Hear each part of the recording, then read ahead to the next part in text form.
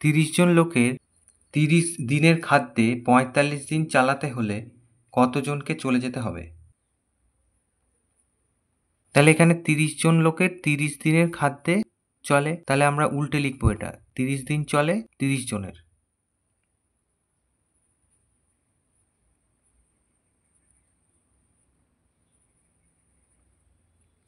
তিরিশ দিনের খাদ্যে চলে 30 জনের, তাহলে অতএব একদিনের খাদ্যে চলে, বাড়বে এটা, তাহলে গুণ করব 30-এর সাথে 30,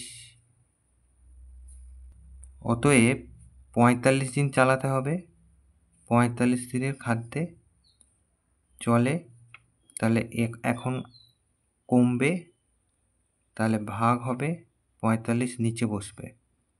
কাটাকুটি করি, 15 দুগুণে 30, 3 15 45, 3 1-কে 3, 3 10-এ 30, তাহলে 10 দুগুণে 20 জন।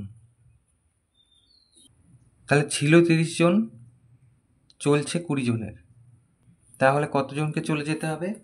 বিয়োগ করলেই পাবো।